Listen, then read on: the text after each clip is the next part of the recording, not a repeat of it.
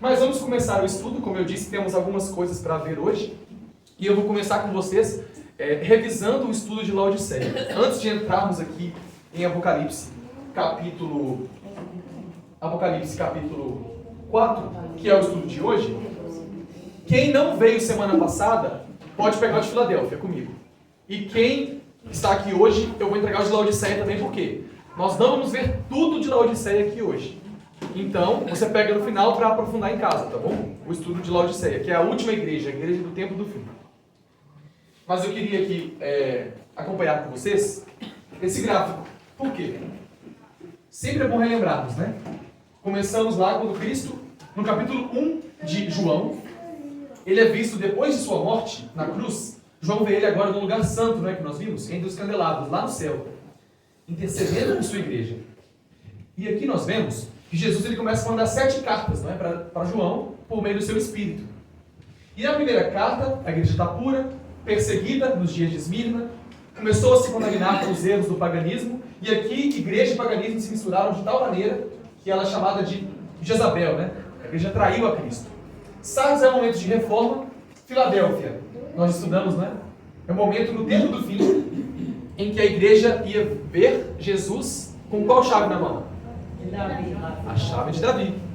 Só para ver se a memória está boa mesmo, né? Qual que é a chave que está na mão de Jesus lá em Esmirna? Não, a de Davi não é aqui?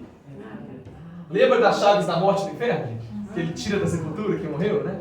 Agora é a chave de Davi. E a chave de Davi, ele usa para abrir o quê? As portas do santuário. As portas do santuário. A primeira porta, ele já abriu quando ele ressuscitou, não é? Paulo fala em Hebreus que Jesus subiu até o céu, lá em Hebreus, e ele abriu a porta, o acesso até o Pai, que estava fechado para nós. Então falta só mais uma porta para abrir. E nós já estudamos isso. Quando você olha aqui comigo, o próximo slide, você vai observar o seguinte. Do lugar santo para o Santíssimo, nós estamos relembrando, tá? Tinha uma diferença de 5 metros. Por quê? Tinha uma escada que subia. E lá em Apocalipse 4, nós vamos ler hoje que Jesus subiu para abrir a segunda porta, não é? Do lugar santíssimo, para começar o juízo. E é por isso que, pensa comigo, olha a lógica, irmãos. Deixa eu só voltar aqui um pouquinho. Deixa eu ver se está tudo ok aqui. Tá ok? Acho que não está conectado aqui não, tá bom? Aí você vai voltar ali para mim. Volta mais um para você fazer um favor. Isso. Cada igreja tem um significado, né? Laodiceia, vocês lembram o que significa? Tempo do juízo. Povo do juízo. Laos, do grego, significa povo. E dikel é juízo. Então é o povo que está sendo julgado. Mas olha se não faz sentido, gente. Jesus é visto aqui com a chave de Davi, que ele vai abrir uma porta, não é? E qual porta que ele abre nesse momento da história? Isso. A porta do lugar santíssimo. Porque vai começar o juízo, que era quando o sacerdote, uma vez por ano, lá no santuário de Israel, abria a segunda porta para julgar. E logo a igreja que vem depois é a igreja que vai ser julgada. Porque ele entrou agora nessa última fase. E quando Deus vai julgar a Laodiceia, ele pede para a Laodiceia ter 3 coisas. Primeiro ele fala que essa igreja precisa ser purificada no fogo. Também precisa de colírio para enxergar, porque é um povo que está cego. E precisa de se vestir com as vestes brancas de Cristo. Por que isso aqui é importante? Lá em Mateus 22 tem uma parábola. Vocês lembram da parábola do casamento do filho do rei? Não é a parábola das 10 virgens. É semelhante. Mas é uma parábola onde o rei faz um casamento para o seu filho. E lá na parábola, claramente você percebe que o rei é Deus o Pai e o filho é Jesus. E a noiva é Jerusalém. E nesse casamento, Deus chama os seus convidados. E lá em Mateus 22, fala que muitas pessoas aceitam o convite. Tanto pessoas boas, como pessoas más. Então o que a gente está acompanhando é que ao longo da história da igreja, Deus tem feito o seu convite. O convite da salvação. E muita gente aceita. E todo mundo que aceita o convite de seguir a Cristo é trigo? Tem joio também. Muita gente que foi batizado e tem o nome escrito no livro da vida, não vive como Cristo. E esse nome um dia será riscado. É isso que acontece no juízo. É por isso que nessa parábola fala que todos que estavam sentados assim, ó, na sala do casamento, o rei chegou para julgar. Aí ele começa agora a ver de todos que aceitaram o convite, qual era a diferença dos que realmente aceitaram? Vocês lembram?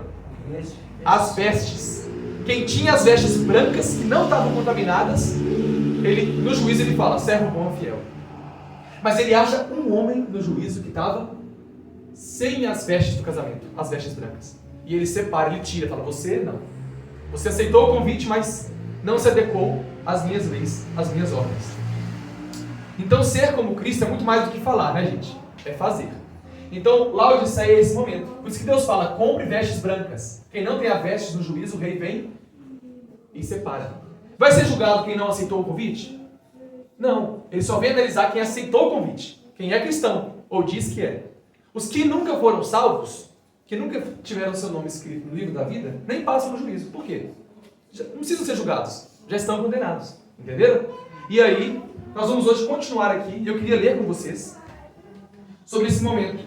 O momento no qual Jesus passou para o segundo véu do santuário, e quando ele passa para esse segundo véu, ou a segunda porta, ele começou o juízo. E é interessante que esse peitoral que ele usa aqui, vocês lembram o nome desse peitoral? É o colete do sacerdote, mas ele tem um nome. Lá em Êxodo fala que é o peitoral do juízo. Que quando cada pedrinha, são quantas pedras? São 12. Representavam as tribos de Israel, ou seja, aqueles que faziam parte do povo de Deus. Mas todos que fazem parte estão salvos? Não. Por isso que ele vai julgar lá dentro. Ele vai ver quem realmente viveu de acordo com a lei de Deus, que estava dentro da arca. E quando você passa para mim, a gente agora vai ler juntos o que acontece quando Jesus entra nessa sala. O que João vê quando Jesus entrou na sala do lugar santíssimo? É isso que nós veremos.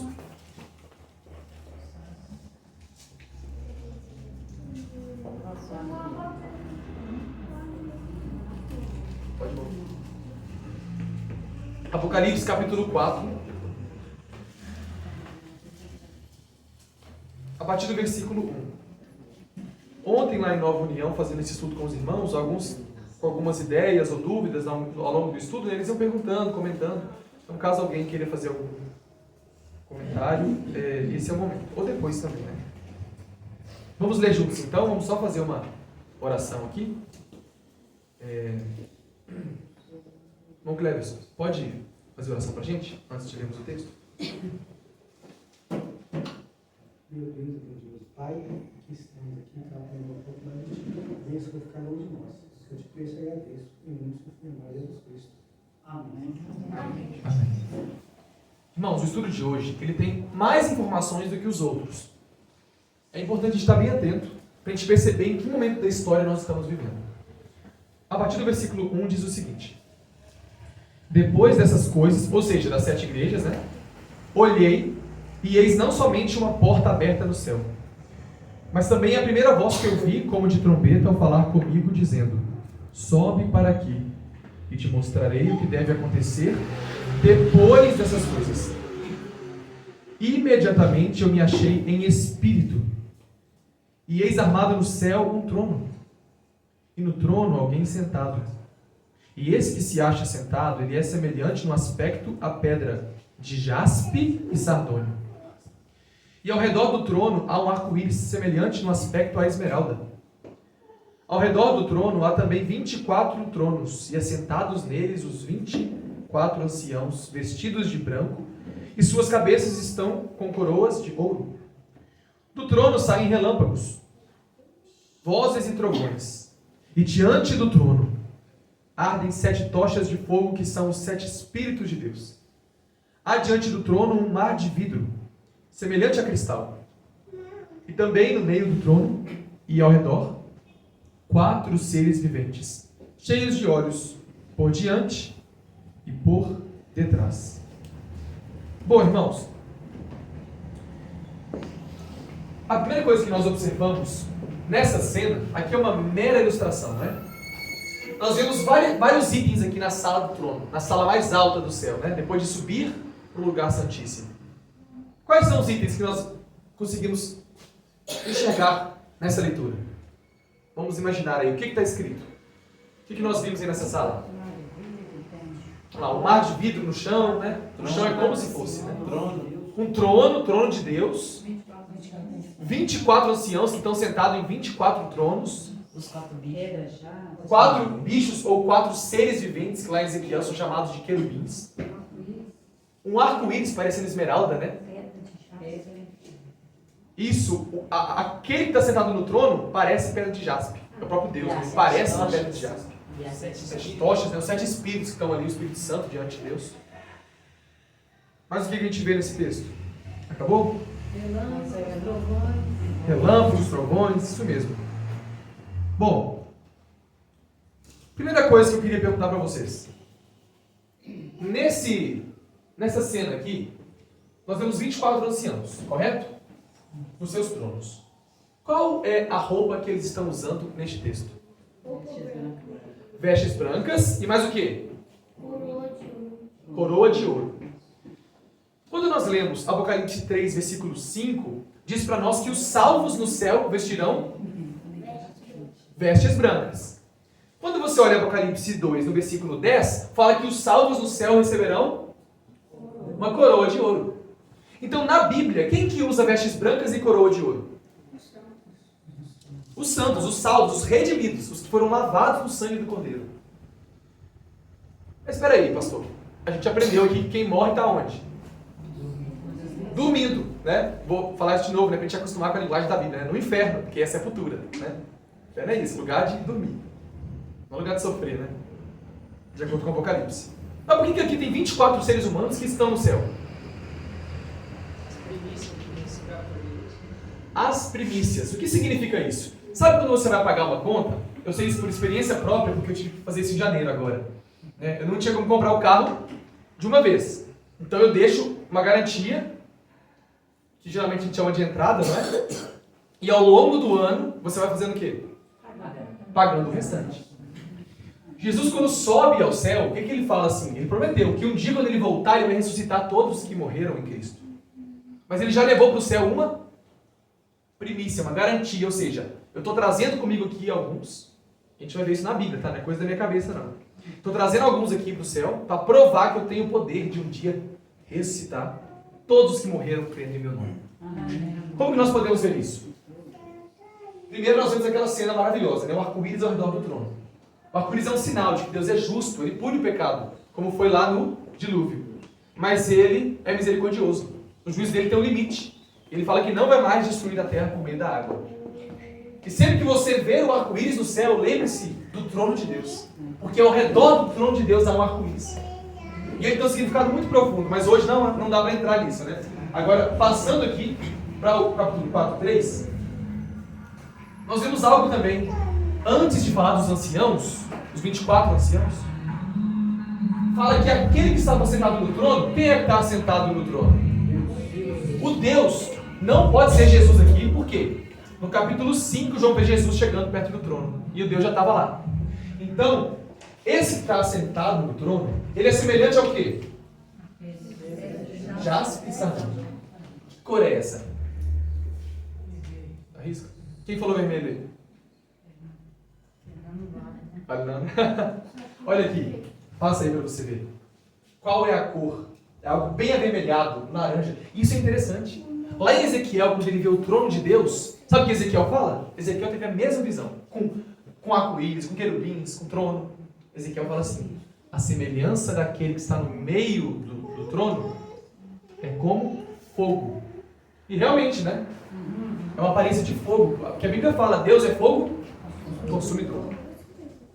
E essa é a cor que João vê daquele ser brilhando. Mas quando nós avançamos, quando Jesus morreu, o que aconteceu? E agora vocês vão lembrar dos 24 anciãos. Olha o que diz para nós Mateus 27. Sexta-feira, 3 da tarde, 2.000 anos atrás, no ano 31, Jesus morre. E no momento que ele morre, abriram-se os sepulcros. E muitos, não sabemos quantos, 24, mais, menos, muitos corpos de santos que dormiam, ressuscitaram. E para onde eles foram? Se você ler o próximo verso, Efésios 4:8 fala, e agora vocês vão lembrar de algo muito interessante que nós já estudamos. Quando ele subiu, quem subiu em triunfo? Paulo está falando de Jesus. Quando ele subiu às alturas, ele levou cativo muitos prisioneiros e deu dons aos homens, o Espírito Santo que ele enviou. Quando Jesus subiu ao céu, ele levou muitos que eram prisioneiros. Por quê? Lembra que a sepultura era como se fosse uma prisão? Satanás tinha a chave, não queria que ninguém saísse. Aí Jesus vai lá, toma a chave e tira. E quando Jesus ressuscita, ele já tira essas pessoas e leva para o céu como o quê? Primícias, representantes da obra dele. Já parou para pensar, gente, que talvez você pense assim, mas é difícil demais ser salvo, né? E Jesus foi perfeito, né? No céu existem 24 seres humanos, como eu e você, que já provaram para o universo que é possível, pelo poder do sangue de Cristo, ser fiel à lei de Deus. Eles já estão lá. E é por isso que eles aparecem aqui no contexto do juízo. Se você ler aqui no capítulo 5, eles levam nossas orações para Deus. Olha como solene é a obra deles. Eles levam o incenso. Nossas orações, quando você dobra seu joelho e ora, são seres humanos lá no céu que levam até Cristo essa oração para Ele apresentar ao Pai.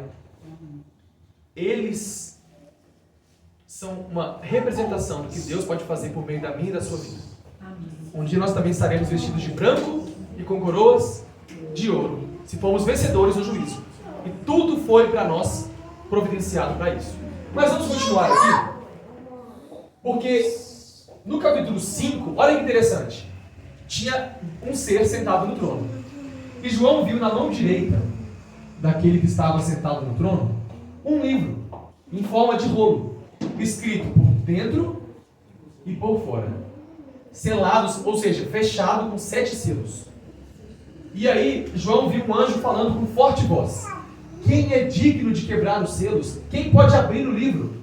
E a resposta é: nem no céu, nem em cima da terra, nem debaixo da terra, ninguém podia abrir o livro e nem mesmo olhar para ele.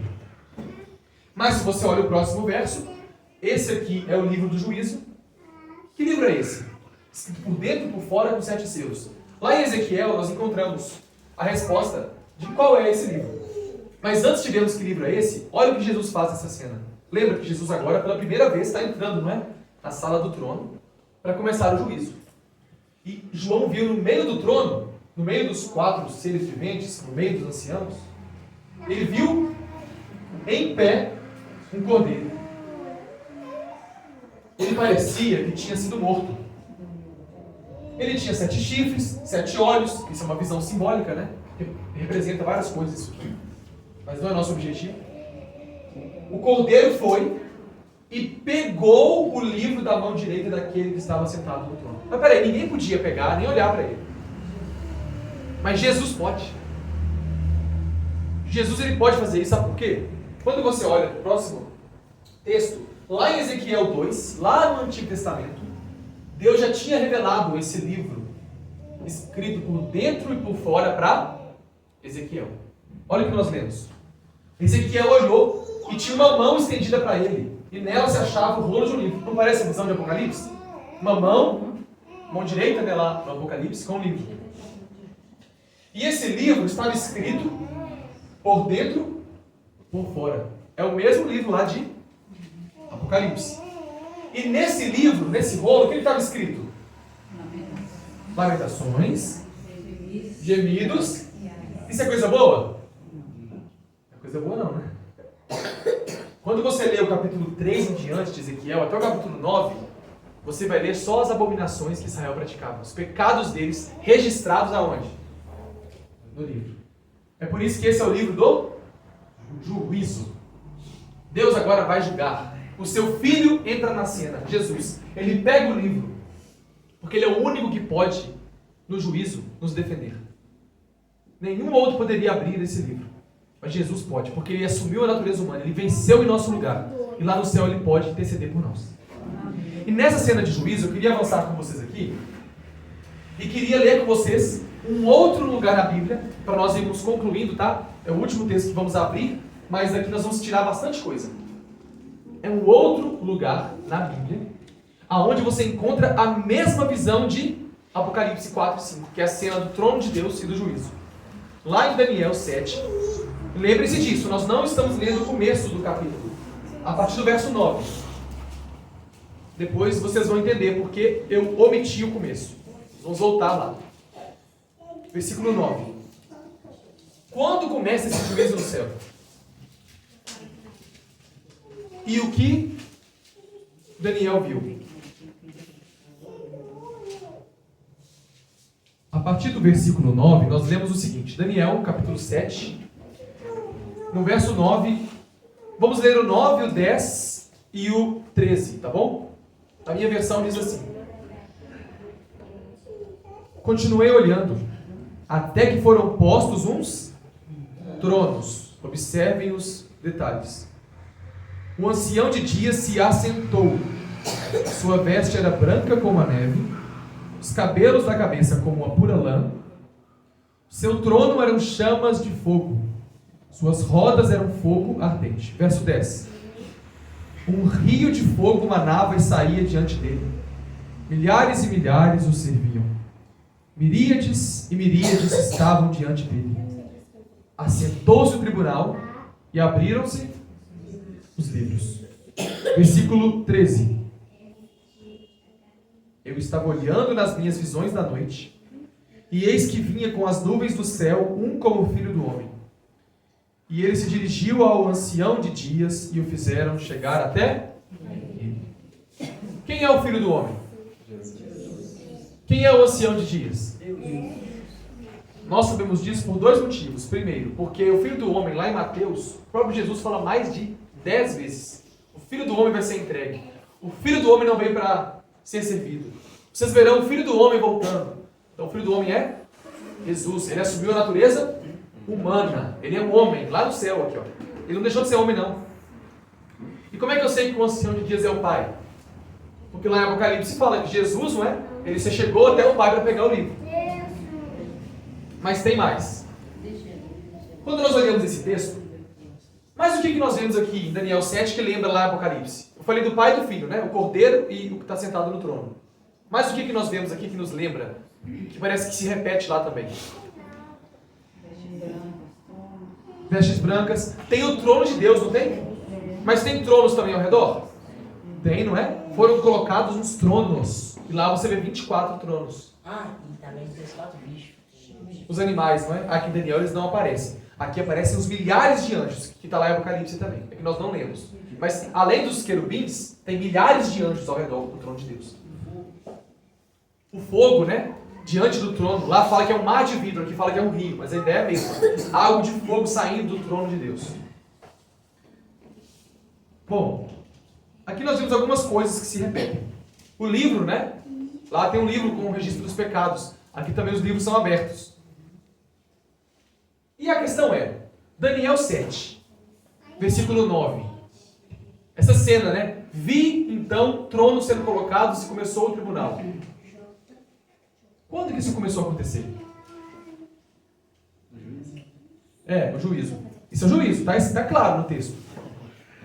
Isso é antes da volta de Jesus. Porque aqui, você vai ler depois do verso 14, que depois Jesus vem e recebe a glória. Então ele primeiro está julgando antes de voltar. Então ainda não terminou o juízo. Porque ele não voltou ainda, né? Mas quando que começou? Semana que vem, nós vamos ver a data, o dia. Daniel 8 responde. Porém, eu queria ver com vocês aqui, em Daniel 7, o que tem antes do juízo. Daniel 7, antes do verso 9, no versículo 2 e 3 e 4, ele começa a ver animais. E o primeiro animal que ele vê é um leão com asas. Leão alado, que se diz, com asas. Depois ele vê um segundo animal, que é um urso com 3 costelas na boca e um lado maior do que o outro. Depois ele vê um terceiro animal, que é um leopardo com 4 asas e 4 rostos. Por último, ele vê o animal mais bonito de todos. Terrível e espantoso, com 10 chifres. E lá no finalzinho ele vê, são 4 animais só, mas no final ele vai ver, saindo desse animal aqui, um outro chifre pequeno, que vai mudar a lei de Deus e vai blasfemar contra Deus. E depois de tudo isso ele vê o juízo. Ou seja, em Daniel 7, irmãos, isso tem que ficar claro na nossa mente. Deus revelou para nós a história do mundo. Porque nós veremos, o que será que significa? Pode passar tudo para mim aí. O que será que significa cada uma dessas nações? Por que eu sei? Volta. Por que eu sei que cada animal representa um reino? É só você ler Daniel 7. Olha o próximo texto. Aqui diz assim: Daniel estava olhando nas suas visões da noite e ele viu 4 animais. E quando você lê o próximo versículo, Daniel nos diz, olha o que o anjo diz para Daniel. Os 4, né, os grandes animais que você viu, que são 4, são na verdade o quê? Então os animais representam reis ou reinos. Em Daniel 7 é a mesma coisa, reis e reinos. São reinos que teriam na terra. E os chifres? Os chifres correspondem a reis também. Então vamos lá. Deus mostrou para Daniel 4 grandes impérios, não é? Que teriam. Isso aí está no versículo 4, 5, 6, 7 e 8. Aí no verso 9 começa o juízo. Ou seja, depois que esses reinos se levantassem na terra, o último reino é o reino de Deus, que começa no juízo. E aí, só para boa notícia de vocês, nós já estamos vivendo, depois dos 4 reinos, estamos vivendo nos dias ali em que o dragão, né, que esse último reino, vai ser em breve destruído. Apocalipse 19 nos diz que esse animal, essa besta, é destruído na volta de Jesus. Para ele terminar o juízo. Quando você acompanha aqui para mim, pode passar também? Não precisamos ler isso aqui, não? Pronto, ó. Você vai ter 4 animais. Aí do 4º animal, qual é o 4º animal mesmo? O dragão. Mais bonito de todos, né? Dos 10 chifres, que são 10 reinos, ia sair um chifre pequeno. Quando nós olhamos para a história, irmãos, o leão representa quem? Babilônia. Só você põe na internet aí, portais babilônicos, portais de Ishtar. Você vai ver que o reino da Babilônia era cheio de leões por todas as paredes. E o próprio livro de Daniel fala, o primeiro rei é tu, Nabucodonosor. O segundo rei, o reino, que é o quê? O urso, Medo-Pérsia. Interessante. Medo-Pérsia, ela destruiu 3 impérios para conquistar o mundo. A Lídia, o Egito e a Babilônia. E é justamente 3 costelas que o urso tem na boca. Ele acabou de vencer 3 batalhas, né? E o urso se levanta de um dos lados, porque medos e persas são quantos povos? 2. Mas o rei dos persas, que é Ciro, era mais forte que Dario, o rei dos medos. Vocês conhecem Dario, né? Colocou Daniel lá na cova dos leões. Ciro era mais forte. Depois veio o quê? Um leopardo com quantas cabeças? 4 cabeças. E foi isso que aconteceu com a Grécia. Quando Alexandre o Grande morreu, o Império Grego foi separado, dividido entre 4 generais. E você vai adorar. Se você, como eu, não tem filho ainda, colocar o nome dos seus filhos, esses generais. É Cassandro, é Licímaco, é Ptolomeu e é Seleuco.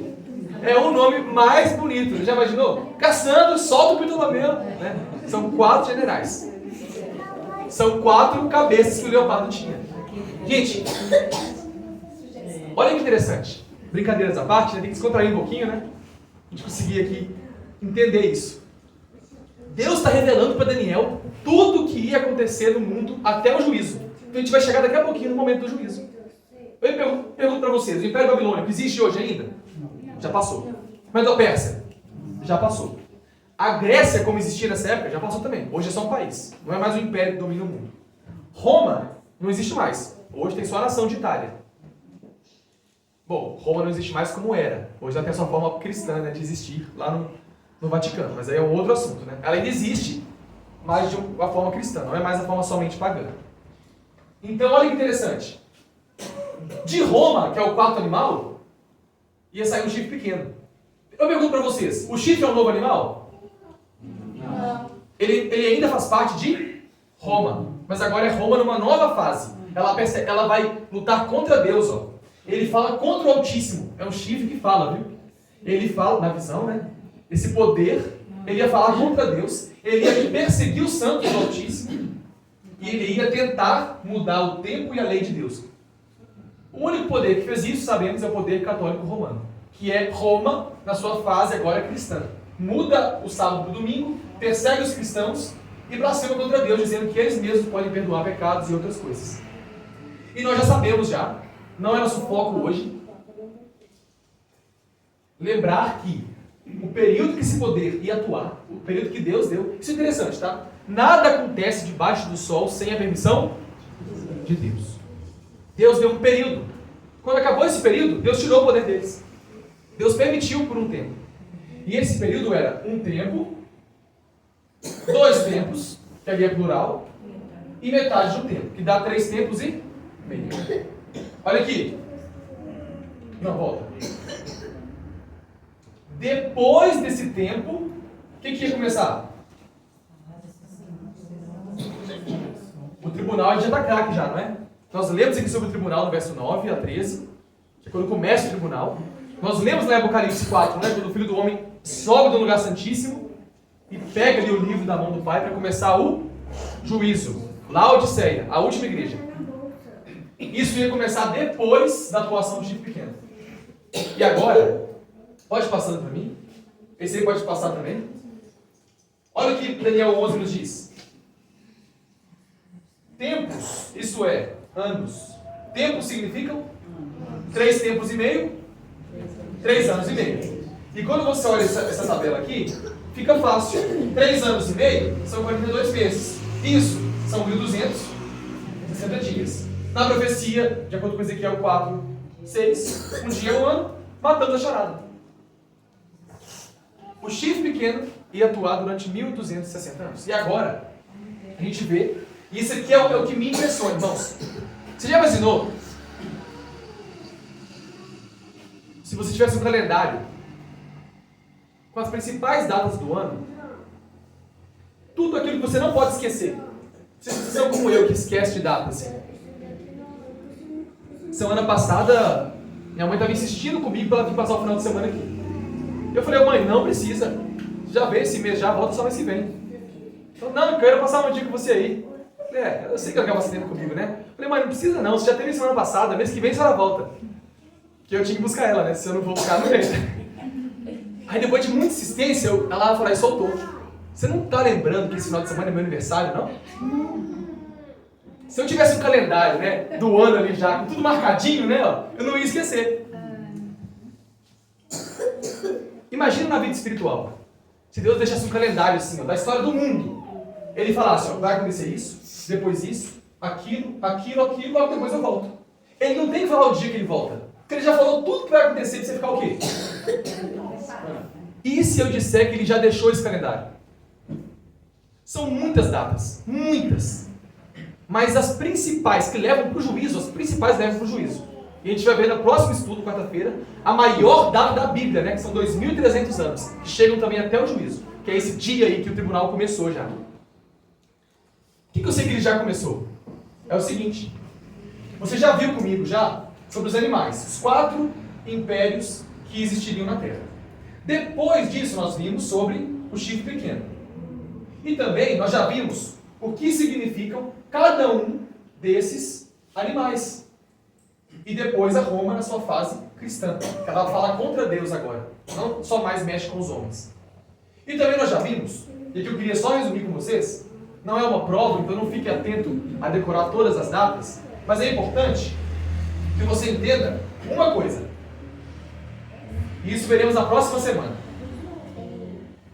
Até Jesus morrer, se passaram 4 impérios. Qual era o império que dominava o mundo nos dias de Cristo?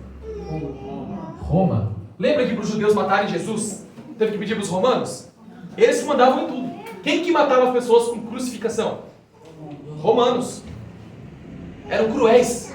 E Jesus morreu e Roma continuou. Tanto que Roma que perseguiu os cristãos de Esmirna, de Éfeso, perseguiu a igreja durante séculos.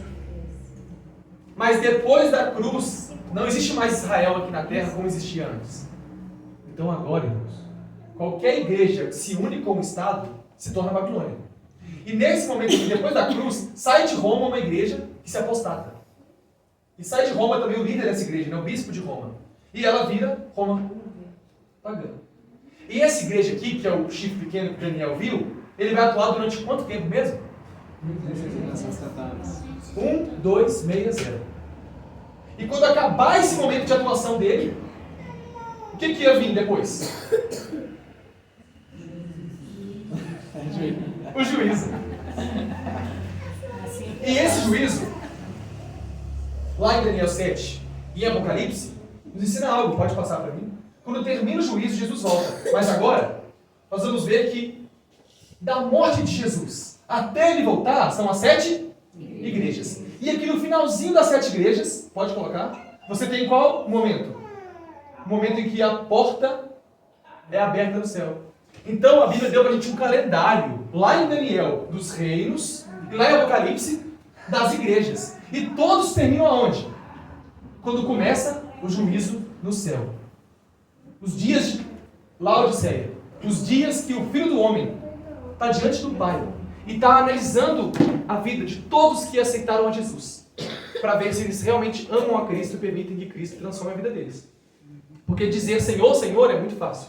Mas Jesus falou, é aquele que faz a vontade do meu Pai. Não é o que diz. E é por isso que eu queria terminar hoje com vocês. Vamos dar uma respirada.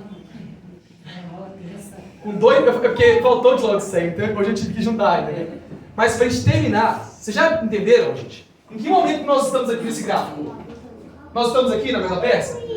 Isso aqui é antes de Cristo. Nós estamos nos dias que Cristo morreu? Não. Nós já estamos no período final da história. Porque nós estamos depois do chifre pequeno, que é 1800 para cá, quando o juízo ia começar. E semana que vem vamos ver o dia, né? A hora, o mês e o ano que começou. E também, por que Deus levantou uma igreja para pregar essa mensagem? Sempre que Jesus tem... Isso você vai lembrar no próximo estudo, tá? Eu vou até perguntar semana que vem, para começar. Sempre que Jesus tem uma nova fase no santuário, ele levanta aqui na terra um povo para anunciar essa fase. Quando ele veio para morrer no altar, teve João Batista, não é? Anunciando o povo. Esse é o Cordeiro de Deus. Quando ele subiu para começar a sua obra no lugar santo, ele levantou aqui na terra Pedro, Paulo para pregar. Jesus agora já está lá no santuário. Eles pregavam isso lá em Atos, em Hebreus. Aí no tempo do fim, quando Jesus entra para o lugar santíssimo para começar o juízo, você acha que não ia ter um povo aqui na terra para pregar essa mensagem? É isso que nós veremos no próximo estudo. Mas para concluir, e eu queria terminar com essa cena que eu acho ela muito bonita. Daniel 7 fala assim, um detalhe que a gente não percebeu. Ou melhor, lemos ele, mas é que é muito importante. Quando Daniel viu o juízo começando, lá em Apocalipse nós lemos que Jesus subiu para o lugar santíssimo. Mas aqui ele vê algo a mais. Como que Jesus subiu? Foi andando? Ele viu com as nuvens do céu, as nuvens levando alguém como o Filho do Homem. E ele se dirigiu até o ancião de dias. Então é como se tivesse acontecendo isso aqui, irmãos. Aqui é a sala do trono, ok? Aqui é o lugar santo. Jesus, ele é levado pelos anjos. Eu estou falando anjos porque lá em Ezequiel e outros textos vai explicar que as nuvens, o que a gente vê e parecem nuvens, são os anjos. Brilha, mas é outro texto. Jesus é levado pelas nuvens do céu até a sala do Pai, para julgar e receber o reino. O Pai julga e o Filho recebe o reino, para dar para os santos.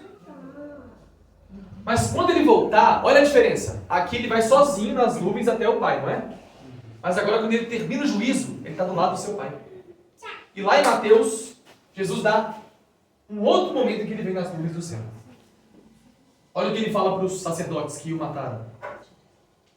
Vocês verão o Filho do Homem sentado à direita do Todo-Poderoso, vindo sobre as nuvens do céu. É por isso que Daniel 7 não pode ser a volta de Jesus. Daniel 7 está antes. Primeiro ele vai nas nuvens até o Pai. E depois, junto com o Pai, à direita do Pai, ele volta para nos buscar. Amém. É belíssimo aquelas imagens que nós vemos, né, de Jesus voltando. Mas você já percebeu que nenhuma delas mostra o Pai junto? Sempre é só Jesus, não é? E não é isso que ele disse. Ele foi até o Pai, em 1844, veremos isso. E quando ele terminar o julgamento e definir já quem ele pode buscar para levar para o céu, ele vem com o Pai para dizer para nós um texto que eu acho muito bonito. Eu nem vou parafrasear, vou ler exatamente como está na Bíblia. Para dizer para nós o que ele fala lá em Hebreus. Eis aqui eu estou, eu e os filhos que Deus me deu. Ele vai dizer isso. Amém. Aqui, Pai, os filhos que eu preparei para você. Esse é o objetivo da obra de Cristo. Esse calendário profético, volta para mim, fazendo favor, os dois. Esse calendário profético que nós vimos aqui, mais isso, nos mostra que nós já estamos entre o momento que ele subiu nas nuvens para o Pai, no Santíssimo, e o momento que ele volta nas nuvens com o seu Pai. E cabe a nós decidirmos qual será a decisão no juízo. Deus não decide arbitrariamente. O que ele vai decidir lá é o que você decidiu na sua vida. Entende? Lá é um reflexo do que você faz aqui. Uma vez eu vi algo muito interessante que o pastor falou. E isso eu achei muito, muito belo. O pastor Stephen Bohr. Ele é um pastor adventista americano. E ele disse assim: Jesus está no céu. Mas o registro da vida dele está onde? Aqui na terra. Na Bíblia, não é? E ele falou o contrário para nós. Nós estamos na terra. Mas o registro da nossa vida está no céu. Você escolhe como você viverá a partir de hoje. Em breve Cristo voltará nas nuvens do céu para nos buscar. E no próximo estudo nós vamos aprender qual foi o dia que ele entrou na sala do Pai e por que isso é importante e que povo Deus levantou depois desse momento.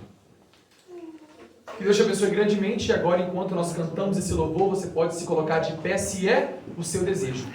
Nesse juízo, ser salvo juntamente com os cristãos que serão justificados e também com os anciãos um dia habitar perante a face de Deus. Vamos orar neste momento? Senhor nosso Deus, aprendemos nessa noite que o Senhor revelou para Daniel quais seriam os principais impérios que se levantariam nesse mundo até o juízo começar. Aprendemos que quando o juízo termina, Pai, o reino, a glória, o domínio e o poder são dados para Cristo. E Ele virá reinar neste mundo, aonde as nações e vários impérios reinaram. Agora teremos um único rei eternamente. Amém. O juízo é para tirar esse mundo das mãos destes inimigos de Deus e colocar nas mãos de Jesus e para os seus santos. Pai, que nessa história nós possamos ser os santos do Altíssimo. Aqueles que, por mais que na terra foram perseguidos, um dia habitarão na tua presença como os anciãos, vestidos de branco com coroas de ouro, com harpas em uma das mãos e palmas da vitória na outra. Obrigado porque João teve essa visão maravilhosa, Pai, do teu trono. E um dia queremos estar na tua presença, Senhor. Nos ajude a continuar estudando, nos preparando para esse evento, quando Cristo virá nas nuvens do céu para nos buscar. Porque Ele já adentrou na sala do Pai para começar o julgamento. E agora está quase terminando a sua obra. Nos ajude a estudar mais e a entender na próxima semana sobre esse momento que começou essa cena tão solene.